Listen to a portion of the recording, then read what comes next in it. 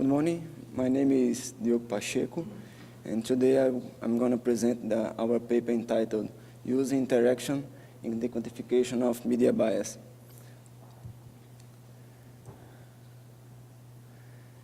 Usually, media outlets portray themselves as unbiased or non-partisan or neutral, but few of us just agree with them.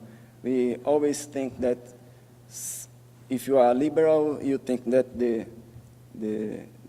media is liberal. If you are conservative, you think they are liberal. But does this bias really exist? And if yes, can it be quantified? We propose a way of interpreting the coverage of a newspaper or coverage of medias and try to evaluate like this to classify the kinds of bias. But our starting point is we cannot evaluate anything if we don't know what is the truth. So we cannot evaluate if you don't have a reference point, if you have a ground truth to compare. So this metric that we are proposing here, the results are so reliable as the choice of this ground truth. So every time you change this ground truth, you can have more reliable or not values. And our coverage is composed like, if you are evaluating a media, the coverage will be composed by true reports, false reports, and the lack of reports. So we focus here only in newspapers, and we choose the 10 largest newspapers in the United States. We use as example the politics, the US Senate, and we use the nature of collaboration in the Senate to define our ground truth. So in the Senate, the senators can propose bills, and those bills can be co-sponsorship. It's like you are agreeing with another senator, and this will give us our ground truth. So our claim is, if two senators collaborate in the Senate, a good newspaper should report somehow those collaboration. And this approach can be a little bit controversial because someone can claim, depends on the bills, if the bills is more important, those senators who are involved with those bills can get more attention. But a counter-argument could be, this popularity of the bills is a cause or is a consequence of the media coverage. And our findings reveal that the Dallas Morning News is the only one that favors the Republicans. We believe that the importance of our results are twofold. Citizens can use this metric to evaluate what kind of news they are receiving, and the newspapers can use this to adjust themselves to be more unpartisan or not. There are several of previous work that try to evaluate media bias. I won't say much details about them, but an important thing is most of them make such kind of counts, but they do not compare with a ground truth. So we change a little bit the approach because we define something and compare the deviation of this truth. If a party works more, this party should get more attention. And this could be considered normal. Imagine if you have a car brand that is responsible for 80% of the market share, it is expected to see much more cars of this brand involved in an accident. If you see the news, the same rate, so there is something wrong with the other brand. Quoting Aristotle, you have to treat equals equally and unequals unequally in the proportion of the relevant difference. So how can we quantify this coverage? So we decide to evaluate by the angle of the collaboration. So we create two social networks, and we try to make the difference of these social networks. For every relationship in the ground truth and the media, we have to classify every relationship kind if it is legitimate, or in other words, appears in both. If they are fabricated, they appears in the media and does not exist, or if you talk much more about a relationship, and if they are neglected, if they exist in the real world, but they are not reported.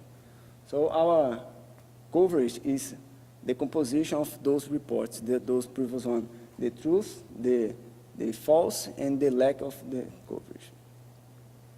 We propose two kinds of metrics, one that is naive, and the other one is more general, but here I will just present the general approach.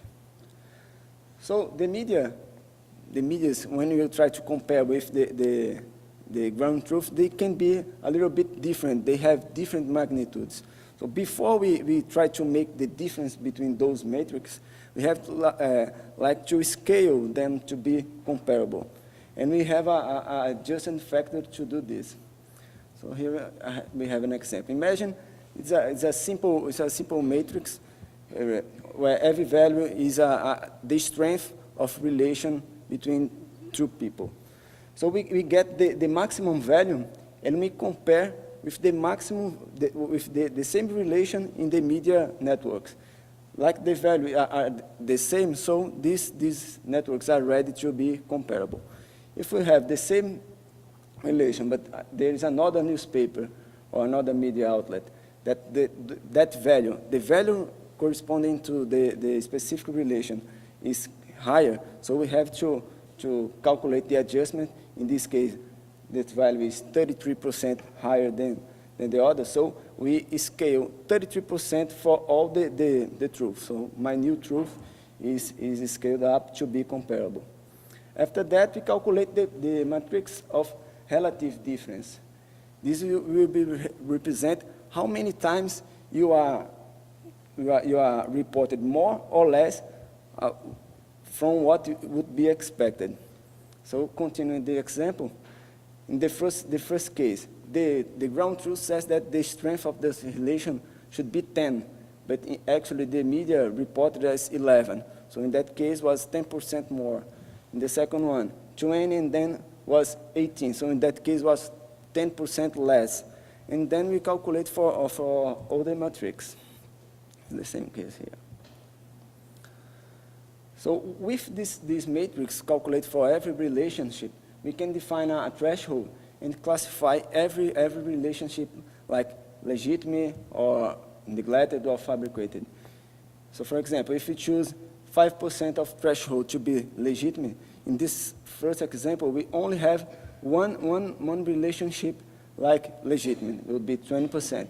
If we choose like 15, so those two others relationship will also be classified as legitimate. So this will vary a little bit. And with this approach, this coverage allows us to investigate favoritism of any subject with social relationship, where we can calculate something and we can expect something. But sometimes this classification can be not sufficient. For example, in the case of politics, we can take a look a little bit deeper to try to understand how this coverage is really represented. For example, we can try to see if the coverage or neglected or fabricated, but if they are favoring some party or some ideology, the first level is the high-level bias. So in the same example, imagine that the first two relations are relations between Democrats, and the other three are relations between Republicans. If we sum up the contribution of those relationships, we can see that for the both Democrats, one I speak more 10%, and I speak less for the other 10%. So in the end, the contribution to that party is 0. And for the Republican was the same. So in this case, we cannot say that this media would be biased to any party.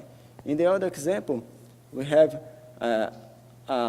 they talk less about the Democrats, 0.6, and they talk less about the Republicans, 4.5.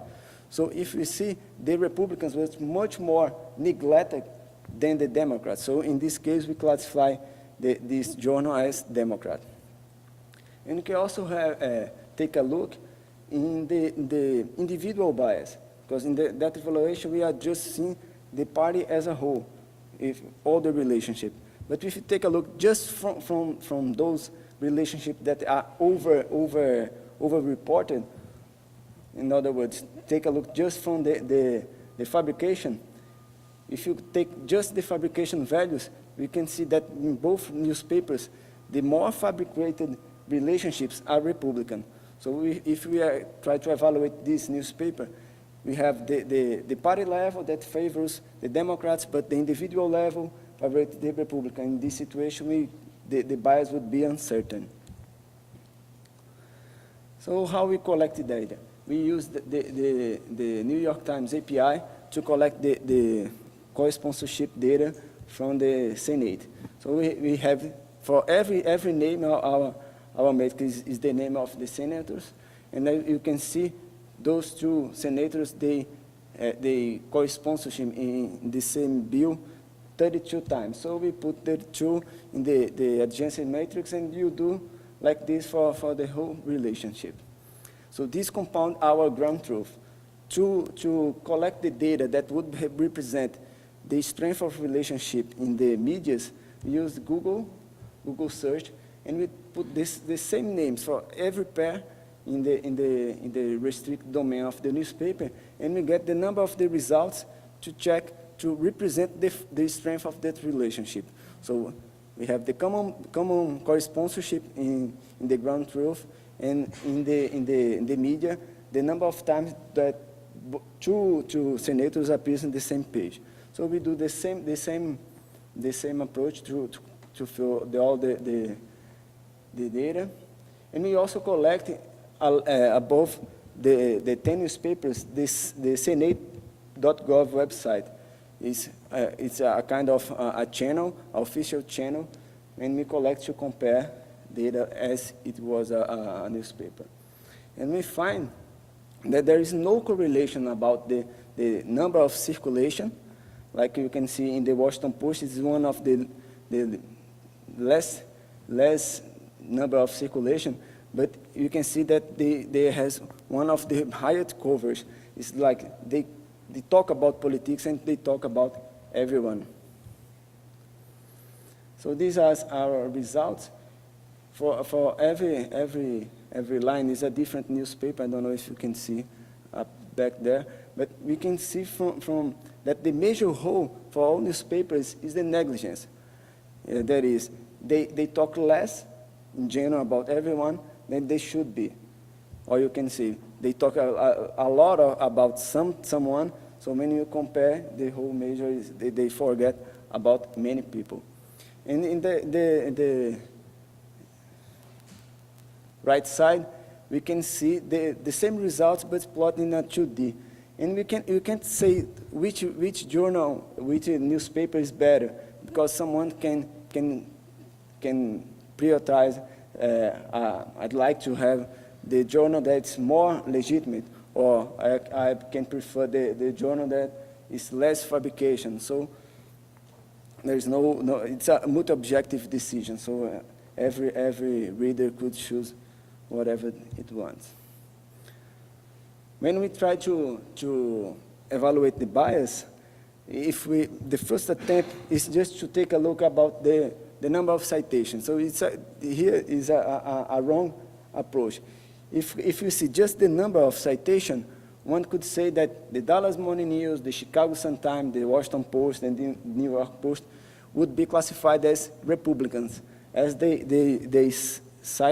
mention much more Republicans than the Democrats. In the same way, we would classify the New York Times and the Denver Post and also the Senate.gov as Democrats, because they mention much more about those parties. But when we put in this proposed method that we evaluate actually about the expectation, the results change a little bit.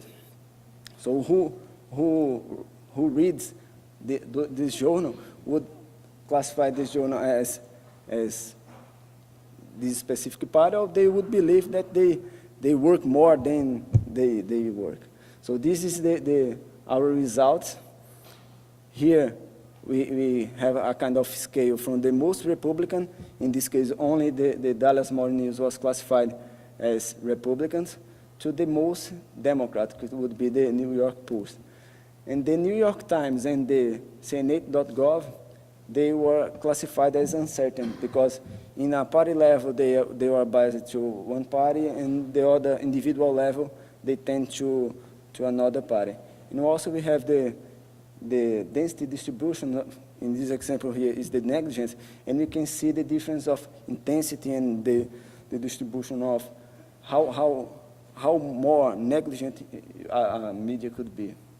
So just to conclude, we propose a metric called coverage, inspired in three criteria: is the negligence, the fabrication, the legitimate.